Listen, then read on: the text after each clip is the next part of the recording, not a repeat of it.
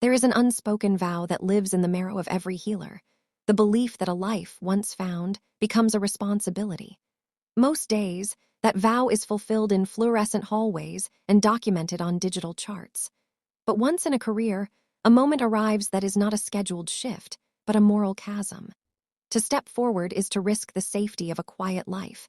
To walk away is to leave a piece of your humanity behind in the dark. For Lily Morgan, a 30-year-old nurse currently drowning in the bone-deep fatigue of a double shift, that chasm opened on a humid Friday night in the desolate back lot of City General. The air smelled of rain-slicked asphalt and industrial disinfectant, a lonely purgatory for those the world had forgotten. The only sound was the distant hum of the city's indifferent traffic and the heavy scuff of her clogs against the pavement. Her navy blue scrubs, wrinkled and stained with the day's traumas, felt like a useless shield against the rising dread of the empty lot. Then she heard it, a metallic, rhythmic scraping. It was muffled, desperate, the sound of a life trying to claw its way back from the edge. Lily froze, her hospital ID badge swinging like a pendulum against her chest, her heart a frantic bird trapped in a cage of ribs. The sound was coming from the trunk of a pristine black SUV, a vehicle so sleek and predatory it looked like a panther waiting in a graveyard. Every instinct honed by years of urban survival screamed at her to keep walking, to find her own car, and to let the night keep its secrets. It wasn't her business.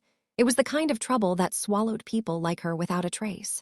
But the scraping continued, growing weaker, a frantic pulse that she felt through the soles of her shoes and up into her very soul. It sounded like a heartbeat, a life, a choice.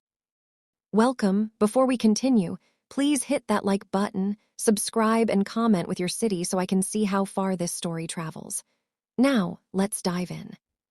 The fatigue was a physical weight, a leaden shroud that pressed against Lily's shoulders as she navigated the labyrinth of the hospital's back lot. Her double shift had been a relentless parade of broken bodies and monitor alarms, leaving her mind feeling like a radio tuned to static. Every step in her rubber clogs felt heavy, the sound echoing off the rain-slicked asphalt with a hollow, rhythmic thud. She just wanted to reach her car, to sit in the silence of her own breathing, and to let the city's indifferent drizzle wash away the lingering scent of antiseptic and old coffee. The hospital was a fortress of light behind her, but out here, the shadows were long and jagged. The air was thick with the smell of wet earth and industrial exhaust, a scent that usually signaled the end of her day. But as she rounded the corner near the overgrown perimeter fence, the silence of the night was fractured. It wasn't the distant siren of an incoming ambulance or the hiss of air brakes from a passing bus. It was a metallic, rhythmic scraping, a frantic, desperate sound that originated from the gut of a pristine black SUV parked at an awkward angle across two spaces. Lily froze. Her hospital ID badge, bearing the name Lily Morgan, RN, tapped against her chest like a second, anxious heartbeat. She clutched her keys so tightly the metal bit into her palm. Her internal compass, usually so steady after years of triage, spun wildly. Logic told her to keep moving, to look at the ground, and to drive away into the safety of her mundane struggles. This car didn't belong here. It was a panther in a graveyard, a sleek machine of glass and steel that hummed with the energy of a world she only saw in the trauma bay, the world of those who lived by the blade and the bullet. But as she stood there, the scraping sound changed. It became a muffled, rhythmic thumping, slower now, as if the energy behind it was flickering out. It wasn't the mechanical groan of a cooling engine. It was a distress signal of the flesh. In that moment, the nurse in her, the woman who had spent a decade answering the call of the suffering, overrode the woman who just wanted to go home. She felt the vibration of the thuds through the soles of her shoes, a frantic pulse traveling through the asphalt and into her marrow. She took a tentative step toward the vehicle's rear. The SUV was so dark it seemed to absorb the weak amber glow of the nearest street lamp. As she drew closer, she saw the trunk lid was not perfectly latched. It vibrated slightly with every impact from within. Her hand trembled as she reached out, her fingers hovering inches from the cold, expensive paint. Every survival instinct she possessed screamed that this was the kind of trouble that didn't just end a shift, it ended lives. Yet she could almost hear the shallow, desperate gasps of whoever was trapped inside the airless void. It was a life, a heartbeat, a choice. Lily took a jagged breath, her eyes darting to the empty guard shack and back to the vibrating metal. With a sudden, decisive jerk, she bypassed the fear, hooked her fingers under the edge of the lid, and heaved upward. The hiss of the hydraulic struts sounded like a gasp of air, as the dark interior was finally revealed.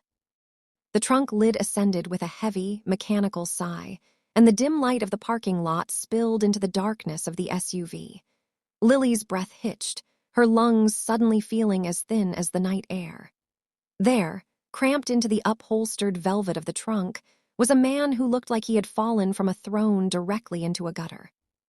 He was in his early 30s, dressed in a white silk dress shirt that was now a map of ruin, streaked with grease, stained with blood, and clinging to his skin with the salt of a desperate sweat. Heavy, industrial-grade rope was coiled around his torso and wrists with a precision that spoke of professional cruelty. A thick strip of black duct tape was pressed firmly over his mouth, silencing whatever command or plea he might have uttered. Lily's gaze traveled from the bindings to his face, and for a second she forgot to breathe. This was Park Musiak, though she didn't know his name yet. She only knew the energy he radiated. Even bound and broken, he didn't look like a victim. His hair was disheveled, falling over his brow in damp, dark arcs, and his face bore the fresh, purple blooms of a recent beating, but his eyes were wide and burning. They were the eyes of a king who had been betrayed but refused to be conquered. As the light hit him, he flinched, his body tensing against the ropes. His hands, clenched into white-knuckled fists, strained against the fibers, the muscles in his forearms roping with a strength that made Lily take a half-step back. He wasn't begging. Even through the black tape, the set of his jaw remained rigid, a stubborn anchor of pride in a sea of vulnerability. The silence between them was thick, vibrating with the static of 1,000 unspoken questions. Lily could see the flicker of a dozen emotions crossing his face: shock that a civilian had found him, a flash of predatory caution, and then something that made her chest ache, a microscopic softening of his gaze. It was a sliver of hope, so fragile it looked like it might shatter if she blinked. To any other passerby, he was a monster in a cage, a warning to run and never look back. But Lily didn't see a mafia boss or a criminal enigma. She saw the rapid, shallow rise and fall of his chest. She saw the way his skin was beginning to take on the gray, clammy sheen of early shock. She saw a patient. "I'm a nurse," she whispered, her voice trembling but her hands beginning to steady as the professional mask slipped into place. "I'm going to help you, but you have to be quiet. Do you understand?" Musiak froze. His dark eyes locked onto hers, searching for a trick, for a hidden blade, for the treachery he had come to expect from the world. He looked at the navy blue scrubs, the wrinkled fabric of her uniform, and the simple ponytail that marked her as someone who worked while the rest of the city slept. Slowly, the tension in his neck receded. He gave a single, sharp nod. It was a silent pact made in the dark. Lily reached into her pocket, her fingers closing around the trauma shears she always carried. The choice was made. The chasm was crossed. She leaned into the trunk, the scent of expensive cologne and copper blood filling her senses, and prepared to untie the man who would change everything. The heavy air of the parking lot felt charged with a static tension as Lily reached into the pocket of her navy scrubs. Her fingers brushed against her trauma shears, heavy, stainless steel blades designed to cut through thick denim and leather in the frantic atmosphere of an ER bay. She pulled them out, the metal glinting coldly under the flickering overhead fluorescent lights. Park Musiak watched her every move. His eyes, dark and sharp as obsidian, tracked the shears with a predator's focus. As Lily leaned further into the trunk, the proximity allowed her to see what the shadows had hidden. Peeking from beneath the collar of his ruined silk shirt and extending down toward his bound wrists were the intricate, sprawling inkwork of Ayurzumi. Dragons and swirling waves, the unmistakable visual language of the Korean underworld, marked his skin. They were symbols of a life built on violence, a warning that the man before her was not just a victim, but a weapon. For a heartbeat, Lily's hand faltered. The common sense of a woman who had lived in the city all her life told her to stop, to call the police, to distance herself from the storm that was surely coming for this man. But then, her gaze shifted to his wrists. The ropes were tied so tightly they had cut off the circulation, leaving his hands a swollen, terrifying shade of purple. He flinched as she moved closer, a reflexive twitch of a man who expected a blow rather than an act of mercy. "Stay still," she murmured, her voice regaining the steady, authoritative clip she used with combative patience. "I'm going to start with your mouth. Breathe through your nose." She reached out, her thumb catching the edge of the black duct tape. With a practiced, swift motion, she peeled it back. Musiak didn't cry out, though the force of it must have stung. He simply took a long, jagged breath, the air whistling through his teeth as his lungs finally tasted the humid night air. He tasted copper and salt, but mostly he tasted the unexpected scent of the lavender soap Lily used to scrub away the hospital grime. Next, she slid the blunt safety tip of the shears beneath the thick coils of rope at his chest. The hemp was stubborn, resisting at first, but with a sharp snip, the tension snapped. One by one, the layers fell away. As the bindings loosened, Musiak's posture shifted, his shoulders dropping from their defensive hunch. When she reached his wrists, Lily worked with surgical precision, careful not to nick the skin that was already raw and bleeding. As the final loop of rope hit the floor of the trunk, Musiak slumped forward. His muscles, long pushed past the point of exhaustion, betrayed him. Lily didn't hesitate. She stepped into his space, catching his weight against her shoulder. The contrast was stark, the soft, wrinkled fabric of her medical scrubs against the cold, blood-stained silk of his shirt. He was a man of shadows, and she was a woman of light, but in the silence of the parking garage, they were simply two heartbeats in the dark. Musiak's hands stayed hovering in the air, trembling as the blood rushed back into his fingertips, a searing, agonizing heat. He looked down at the woman holding him up, his pride warring with a burgeoning, confused gratitude. He had expected to die in this trunk, executed by the brothers he had trusted. Instead, he had been found by a woman with tired eyes and steady hands who saw his tattoos and his wounds, and chose the wounds. Mercy had arrived in navy blue scrubs, and for the first time in his life, the king felt the weight of a debt he didn't know how to repay. The silence of the garage was shattered by the sudden, guttural roar of an engine echoing from the entrance ramp. The sound was a jagged blade cutting through the heavy stillness, and Lily felt the vibration of it deep in her chest. Headlights swept across the concrete pillars like searching eyes, growing brighter and more predatory with every passing second. Musiak's body went rigid against her. The momentary softness in his gaze vanished, replaced instantly by the cold, lethal clarity of a man who had spent his life navigating the edge of a blade. "They're back," he rasped, his voice a low, gravelly friction that sounded like it hadn't been used in years.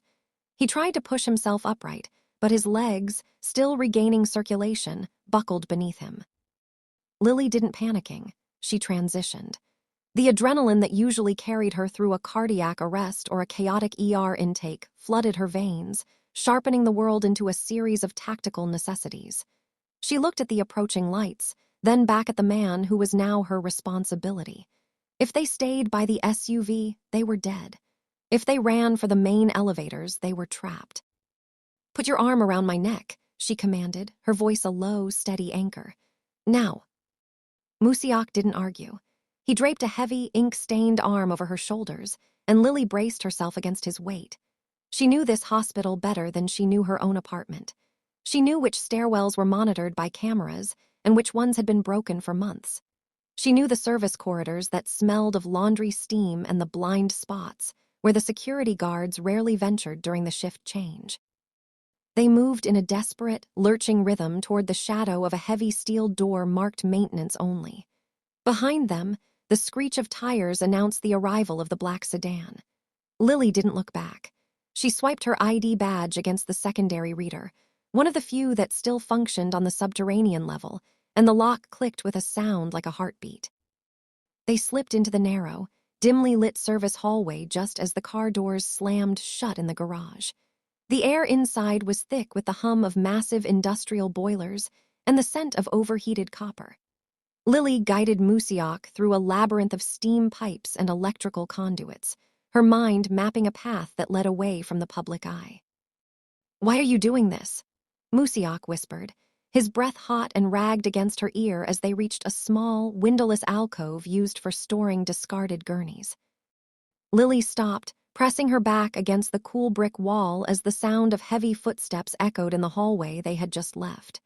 She looked at him, the bruised king and the exhausted nurse, and for a second, the danger of the situation felt secondary to the human truth of it. "Because you're my patient now," she said, her voice barely a breath, "and I don't lose patience on my watch." She pulled a tattered sheet from a nearby cart and threw it over him, shielding the glint of his white silk shirt from the flickering overhead light. In the distance, a door kicked open, and a harsh voice barked a command in Korean. The breach had begun, but in the dark, clinical heart of the hospital, Lily was the one with the home field advantage. She leaned into the shadows beside him, her hand instinctively finding his trembling one, signaling a silent promise. She wasn't letting go. The transition from the hospital's sterile labyrinth to the cramped, lived-in interior of Lily's aging sedan felt like a plunge into another world. The car, a reliable but weathered vehicle that smelled of old upholstery and vanilla air freshener, was now a makeshift sanctuary hurtling through the rain-blurred streets of the city. Lily drove with a white-knuckled intensity, her eyes darting between the rearview mirror and the dark road ahead, while Musiak lay slumped across the back seat, his breathing a wet, labored sound that filled the small space. "We have to stop," Lily whispered to the empty car, her voice cracking under the weight of the adrenaline. She knew he wouldn't make it to her apartment. The dark stain on his white silk shirt was spreading with a terrifying speed, a map of internal damage that she couldn't ignore. She pulled into the deep shadows of a closed-down gas station, the flickering neon sign casting erratic pulses of red light over them. She scrambled into the back seat, the springs of the bench groaning under her weight. The air in the car was suddenly thick with the metallic tang of blood and the scent of Musiak's sweat. He was slipping, his eyes rolling back, the fierce king replaced by a man drowning on dry land.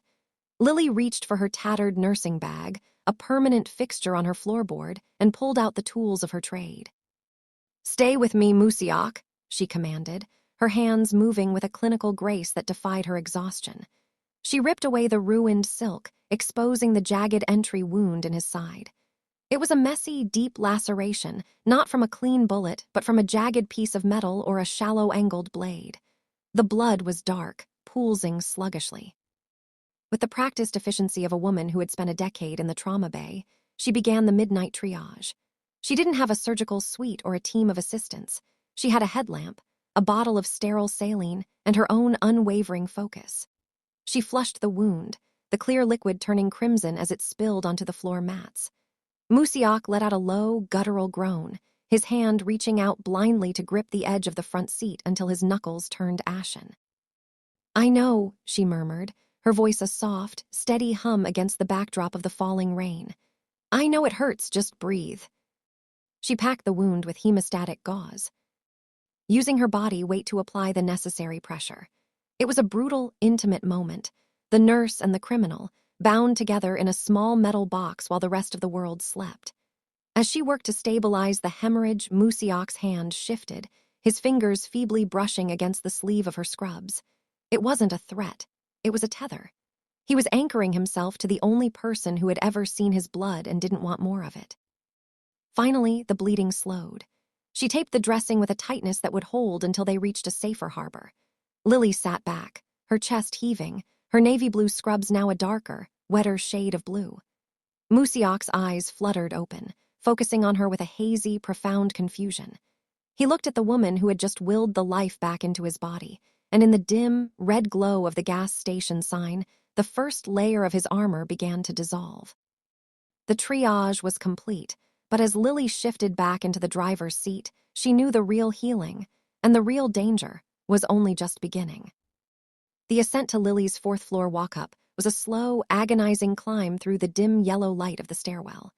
Musiak's weight was a crushing reality against her side, his breath hitching with every jarring step, but he didn't complain. He moved with a grim, silent tenacity, his jaw set in a hard line that spoke of a man used to enduring the impossible. When Lily finally fumbled her keys into the lock and pushed the door open, the transition was jarring. The apartment was small, a 10 by 10 square of sanctuary that smelled of lavender, old books, and the lingering scent of the chamomile tea she'd brewed before her shift started an eternity ago. It was a space defined by softness. A knit throw tossed over a thrifted armchair, a windowsill crowded with struggling succulents, and a wall of framed photographs showing a younger, smiling Lily at her nursing graduation. It was the antithesis of the cold, metallic world Musiak had been dragged from, a world of concrete garages and silk stained with copper. Lily guided him toward the small sofa, her hands steady as she helped him lower his battered frame onto the cushions. As he sank into the fabric, the contrast was almost violent. His presence was a jagged glass shard in a velvet box. The tattoos on his neck and the expensive, ruined fabric of his shirt looked alien against her floral pillows. He looked around the room, his eyes darting with the suspicion of a caged predator, taking in the humble details of a life built on care rather than conquest. To him, this room wasn't just small, it was vulnerable.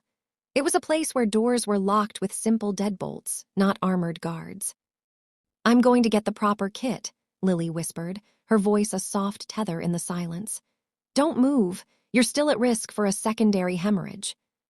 She moved to the bathroom, her navy scrubs swishing against the floorboards. When she returned with her medical supplies, she found him staring at a small ceramic angel on her coffee table, his expression unreadable. He looked up as she approached, the harsh light of her floor lamp catching the bruises on his face. In the clinical glow of the hospital, he had been a patient. In the trunk, he had been a victim.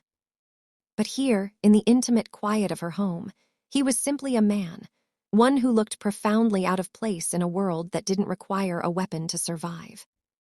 Lily knelt on the rug, beginning the process of removing the temporary dressings she'd applied in the car. The room was silent save for the ticking of a wall clock and the steady rhythm of their breathing. As she worked, she realized she was no longer just treating a wound. She was inviting a storm into her shelter. Yet, as Musiak watched her with a gaze that had begun to lose its lethal edge, the fear that should have consumed her was replaced by a strange, quiet resolve. Her home was a place of healing, and for the first time in his violent life, Park Musiak was in a sanctuary where the only requirement was to stay alive. The king was finally indoors, and the nurse was finally in control. The transition from the fevered adrenaline of the flight to the heavy, drug-induced slumber had been a blur of shadows and the sharp scent of alcohol. When Musiak finally drifted back to consciousness, the first thing he felt wasn't the searing heat of the wound in his side, but the softness beneath him. He was lying on a surface that didn't vibrate with the hum of an engine or smell of damp concrete. It smelled of lavender and something warm, like toasted bread. He didn't open his eyes immediately. His mind, trained by a decade of treachery, performed a silent inventory. He was alive. His hands were free, though they throbbed with a dull, distant ache. The room was quiet, save for the rhythmic, metallic tick of a clock and the soft, steady breathing of someone nearby. He tensed, ready to spring, but a sharp, biting pain in his abdomen forced a low, guttural hiss from his throat. "Don't try to move," a voice said, soft, yet carrying the weight of an undisputed command. "The local anesthetic has worn off, and I've only given you the over-the-counter stuff. You'll tear the sutures." Musiak forced his eyelids open. The room was bathed in the pale, blue light of early morning filtering through a thin curtain. Lily was sitting in a chair at the edge of the sofa, her navy blue scrubs rumpled, her hair falling out of its ponytail in tired wisps. She was holding a damp cloth, her gaze fixed on him with a steady, unblinking focus. He waited for it, the flinch, the widening of the eyes, the flash of terror that usually accompanied a man of his reputation waking up in a stranger's home. He was a king of the shadows, a man whose name was whispered in back alleys to instill fear. But as he locked eyes with her, the expected reaction never came. Instead, Lily leaned forward and pressed the cool cloth to his forehead. Her expression wasn't guarded. It wasn't the mask of a subordinate or the calculating look of a rival. It was a look of profound, weary pity. It was the way one might look at a broken bird or a child who had stumbled into a bonfire. To a man who had built his entire identity on being the most dangerous person in any room, that look was more agonizing than the blade that had pierced his side. It stripped away his status, his power, and his history, leaving him as nothing more than a hurting man in need of a bandage. "You look like you haven't slept in a week," she murmured, her thumb tracing the edge of a bruise on his cheekbone with a clinical tenderness. "And not just because of last night." Musiak tried to find his voice, to say something that would re-establish the distance between them, to remind her who he was. But the words died in his throat. He looked at her, this exhausted woman who had risked her life for a stranger she found in a trunk, and felt a strange, terrifying melting in his chest. For the first time in his life, he wasn't being looked at as a weapon or a target. He was being seen. "Why?" he finally managed to rasp, the word feeling like broken glass. Lily didn't look away. She simply rinsed the cloth in a basin of water, her movements slow and deliberate. "Because everyone deserves a chance to heal, Musiak, even the ones who think they don't." He closed his eyes again, unable to bear the weight of her compassion.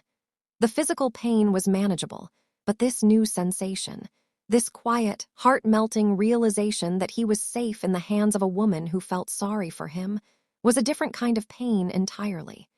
It was the pain of a heart starting to beat again after years of being made of stone.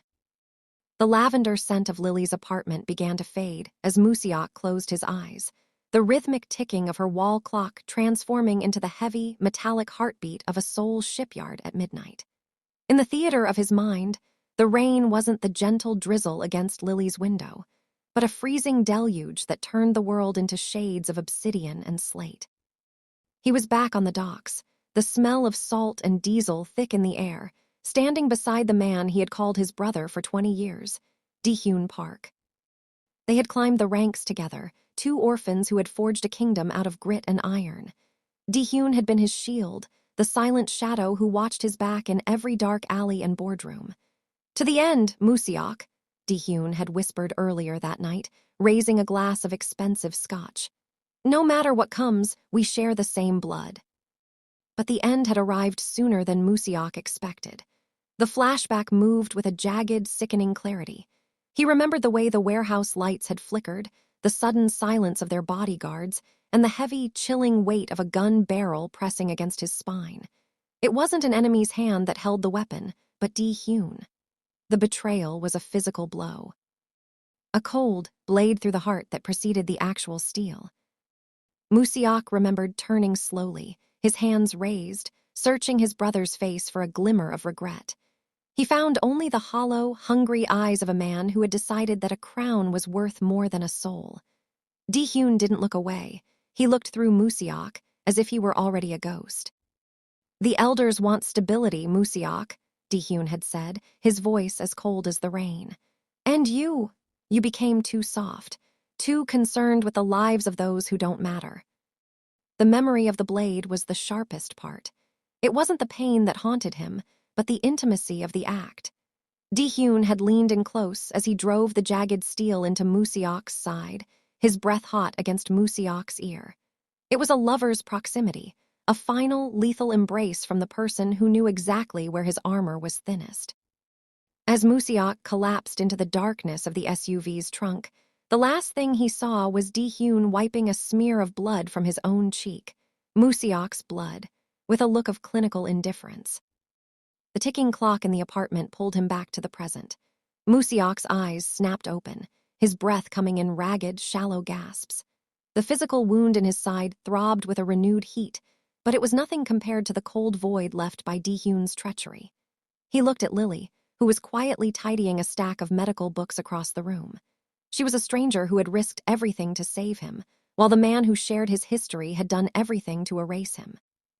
The realization was a bitter pill. His world was built on a foundation of sand, and it had finally washed away. He was a king without a kingdom, a brother without blood. But as his gaze lingered on the exhausted nurse in the navy blue scrubs, a new, dangerous thought took root. For the first time, he understood that loyalty wasn't something you were born into. It was something you chose in the dark of a parking garage. The king was dead, but the man Lily Morgan had saved was beginning to remember how to fight. The morning light had shifted from a pale blue to a warm, dusty gold, illuminating the microscopic particles of dust dancing in the air of the small apartment. Musiak sat on the edge of the sofa, his chest bare, and wrapped in clean, white bandages that Lily had applied with practiced care. He looked down at the frayed rug beneath his feet, his mind a turbulent sea of questions. For a man who had been traded like a commodity by his own flesh and blood, the concept of a stranger risking everything for no gain was a riddle he couldn't solve. Lily was in the small kitchen, the clink of a ceramic mug against the counter the only sound in the room. She walked back to him, steam rising from a cup of tea, and set it on the table within his reach. She didn't hover. She didn't treat him like a king, nor did she treat him like a criminal. She simply sat in the chair opposite him, her hands folded in her lap, her exhausted eyes searching his. "Why?" Musiak asked again, his voice stronger now, but still carrying the jagged edge of his confusion. "You saw the car, you saw the ropes, you saw the ink on my skin, you knew what I was.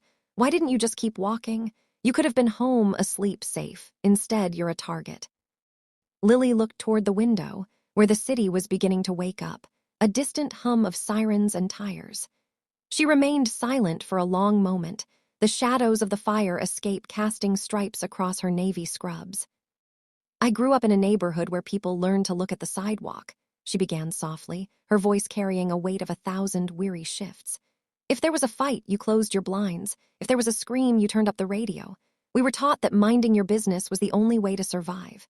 She turned back to him, a small, sad smile playing on her lips. "But then I went to nursing school. They teach you how to stop bleeding, how to restart a heart, how to manage pain. But what they don't tell you is that once you learn how to save a life, you can't unlearn the responsibility of it." She leaned forward, her gaze locking onto his with an intensity that made Musiak feel more exposed than when he had been bound in the trunk. "When I heard that sound coming from the car, I didn't see a mafia boss. I didn't see a monster. I heard a heartbeat that was fatting. And I realized that if I walked away, I'd be no better than the people who put you in there. I would be the person who let a light go out just because I was too tired to hold the candle." Musiak stared at her, the cynicism that had been his armor for 30 years beginning to crack. He had lived in a world where every favor was a contract and every kindness was a trap. But here was this woman, who had nothing to her name but a small apartment and a difficult job, giving him the only thing he actually needed: his humanity. The silence that followed wasn't heavy. It was a bridge. Musiak reached out, his hand still trembling slightly from the trauma, and brushed his fingers against the sleeve of her scrubs. It was a gesture of surrender. The king was gone, replaced by a man who was finally, for the first time in his life, being truly healed. In that quiet, sun-drenched room, the frost around Musiak's heart didn't just crack, it began to melt. The days that followed were marked by a quiet, rhythmic domesticity that neither of them had ever known. While Lily was away at the hospital, enduring the familiar chaos of the wards, Musiak occupied the small sanctuary of her apartment. His body was healing, the jagged wound in his side knitting together under the care of her meticulous bandages, but his mind remained sharp, calibrated for a world that never stopped hunting. The transition from a man who commanded legions to a man who guarded a 10 by 10 square of linoleum and old wood was profound. As his strength returned, so did his lethal instincts. He moved through the apartment not as a guest, but as a sentinel. He noted the way the floorboards near the door groaned under a certain weight and how the fire escape window rattled in the wind. To Lily, these were the charming quirks of an affordable home. To Musiak, they were tactical vulnerabilities. Using the meager tools he found in her junk drawer and the resourcefulness of a man who had survived a dozen street wars, Musiak began to set his traps. They were silent, invisible markers of defense. He placed a microscopic sliver of clear tape across the base of the front door, a telltale sign that would snap if the lock was picked. He repositioned her heavy bookshelf at an angle that provided a line of sight to the hallway while offering cover from the window. In the kitchen, he rearranged her cast-iron pans, ensuring the heaviest skillet was within arm's reach of the entrance, a primitive but effective bludgeon. He worked with a grim, focused intensity, his ink-stained hands moving with a grace that Lily only saw when she was stitching him back together. Every wire he checked, and every shadow he mapped was a silent prayer for her safety. He knew that Dihun wouldn't stop. He knew the syndicate's reach was long and their memories were longer. By saving him, Lily had painted a target on her own back, and the weight of that realization sat in Musiok's chest like a stone. When the sun began to dip below the skyline, casting long, amber fingers across the rug, Musiok would take his position by the door. He sat in the shadows, his back straight despite the lingering ache in his side, listening to the muffled sounds of the hallway. He waited for the specific, weary rhythm of Lily's footsteps, the heavy scuff of her clogs that signaled the end of her shift. When she finally entered, smelling of antiseptic and exhaustion, her face would light up with a small, surprised smile to see him upright. She didn't see the strategic placement of her furniture or the way he had braced the window. She only saw a man who was getting better. She would set her bag down, oblivious to the fact that she was stepping into a fortress. "You've been busy," she'd murmur, noticing a chair moved or a cupboard straightened. Musiok would only offer a short, stiff nod, his dark eyes softening as they landed on her wrinkled navy scrubs. He couldn't tell her that he was expecting a war. He couldn't tell her that he was terrified his world would finally break into hers.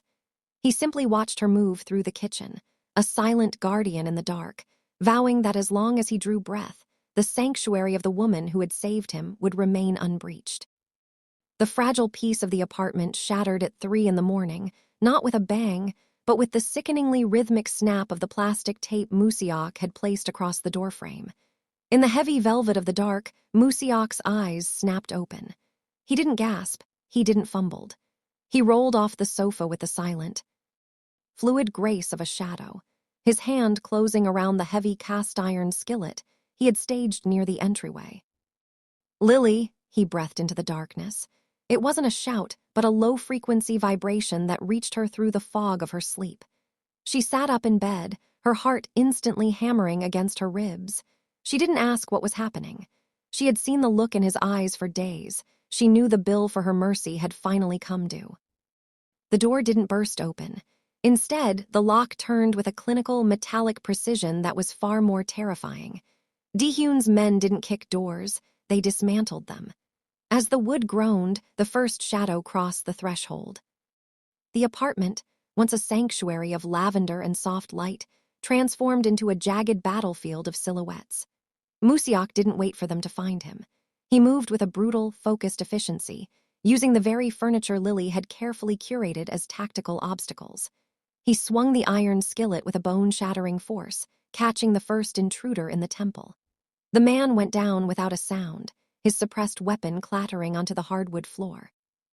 "Get to the bathroom, Lily. Lock the door," Musiok commanded, his voice a jagged edge in the dark.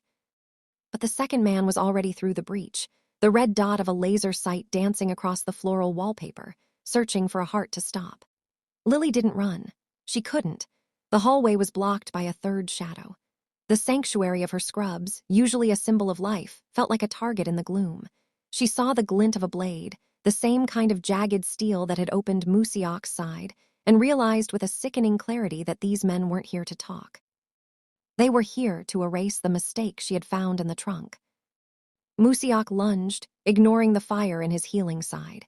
He tackled the second man, the two of them crashing into the bookshelf. Medical textbooks, volumes on anatomy and ethics, rained down on them like heavy, useless confetti. The room was filled with the sounds of grunts, the scuff of boots, and the desperate, wet gasps of men fighting in close quarters. Lily backed away, her hands finding the heavy ceramic lamp on the end table. Her exhaustion was gone, replaced by a cold, clinical adrenaline. She saw Musiok struggling, his bandages beginning to seep crimson once more as he pinned the intruder's arm. The third man, the one with the blade, was closing in on Musiok's exposed back. In that moment, the nurse who had spent her life sustaining heartbeats realized she would have to break one to save the man who had become her silent guardian. The apartment echoed with the frantic pulse of a war that had finally breached the walls of peace. The shadows were no longer just shapes. They were the encroaching reach of a world that didn't believe in mercy. Musiok roared, a sound of primal defiance, as he fought to keep the darkness from swallowing the only light he had left. The air in the apartment was thick with the copper tang of blood, and the heavy, frantic grunts of men pushed to their absolute limits. Musiok was pinned against the bookshelf, his bandages shredded and soaked in fresh crimson as he struggled to hold back the primary assassin. The third man, the one with the jagged blade, was circling, his eyes cold and fixed on the exposed gap in Musiok's defenses. He moved with a predatory patience, waiting for the exact second to deliver the final, lethal strike. Lily stood in the center of the living room, her hands trembling as she clutched the heavy ceramic lamp. She saw the glint of the blade descending toward Musiok's neck and realized that strength alone wouldn't win this war. She dropped the lamp, the porcelain shattering like a gunshot, and bolted toward her medical bag, which lay discarded near the kitchen counter. Her mind, trained to categorize and deploy chemicals under pressure, suddenly shifted from healing to tactical disruption. She didn't reach for a bandage or a stethoscope. Instead, her fingers closed around a large, pressurized bottle of concentrated isopropyl alcohol and a handful of loose, industrial-strength ammonia inhalants. The smelling salts used to shock unresponsive patients back to consciousness. As the assassin with the blade lunged forward, Lily didn't scream. She acted with the cold, terrifying precision of a head nurse during a code blue. She intercepted him, swinging the heavy bottle of alcohol with a desperate arc, dousing the man's face in the stinging, hypercentage spirit. He sputtered, blinded by the chemical burn in his eyes, but he didn't stop. That was when Lily deployed the gambit. She snapped 3 of the ammonia ampoules directly beneath the man's nose, the concentrated fumes exploding in a localized cloud of caustic gas.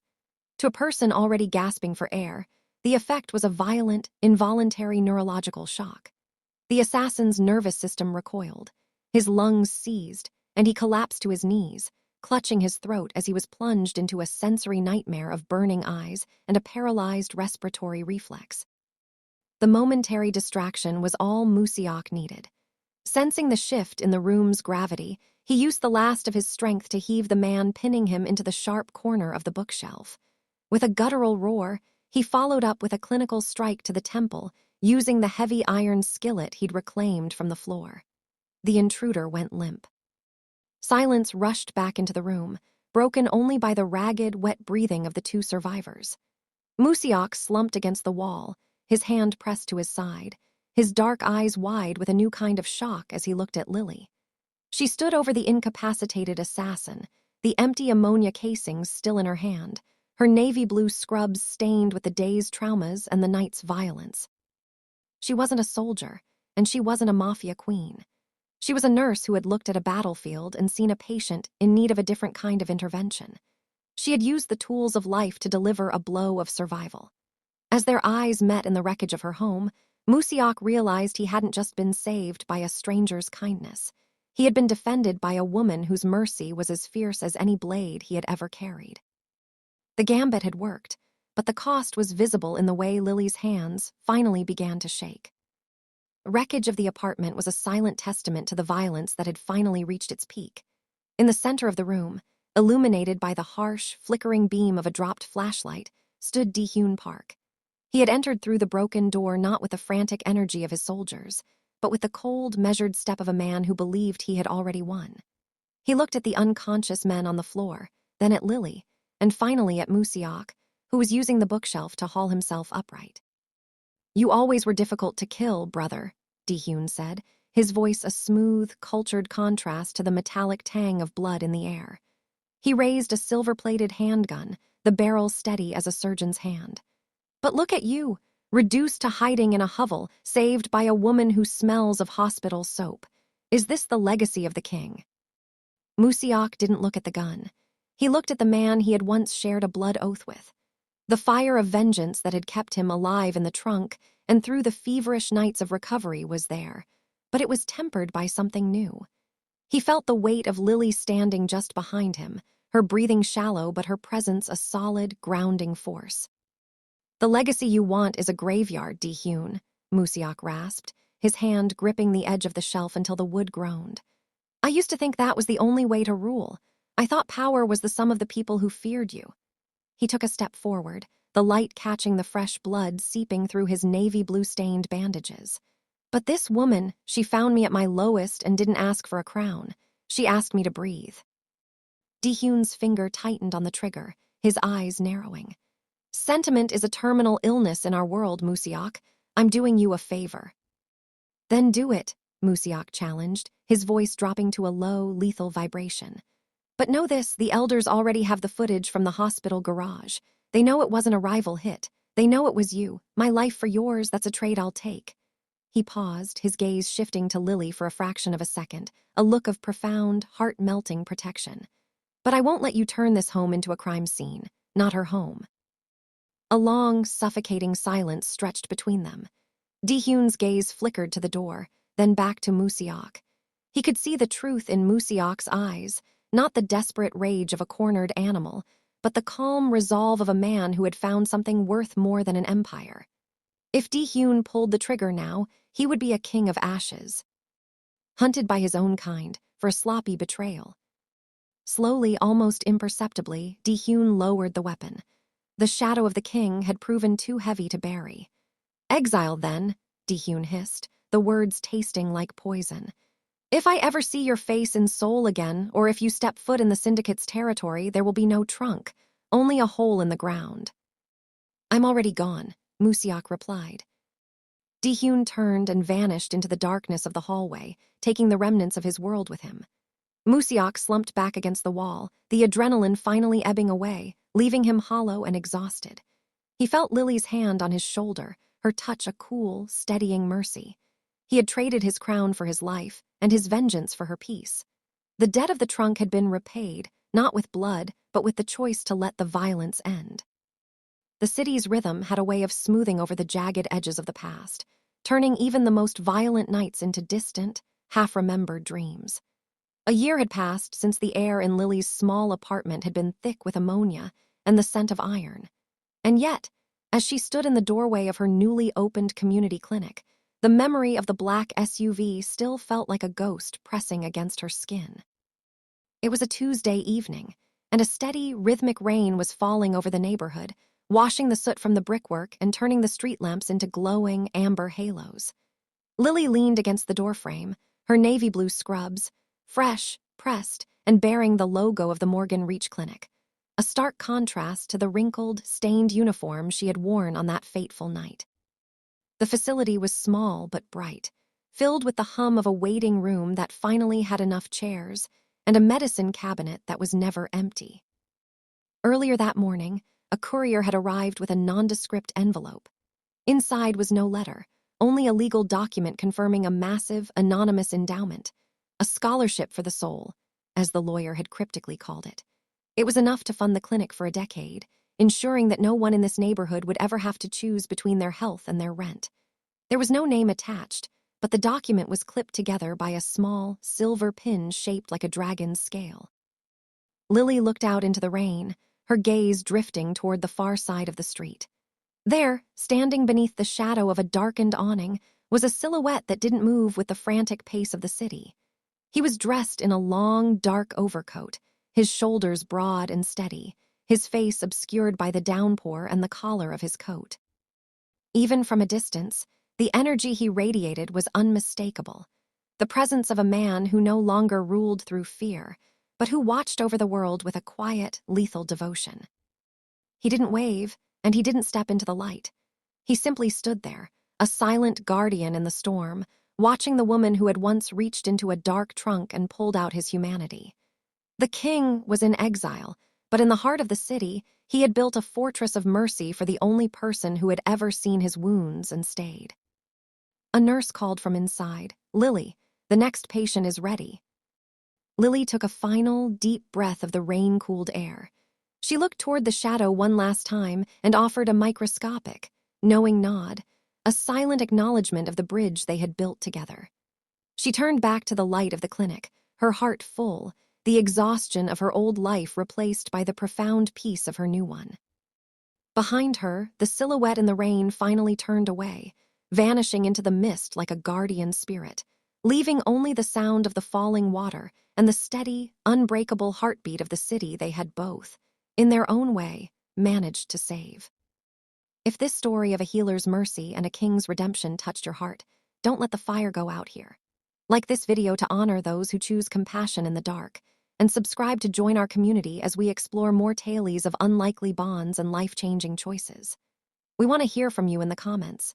Was Lily right to open that trunk, or would you have walked away? Let us know what you think of Musiok's transformation, and stay tuned for the next journey into the heart of the city.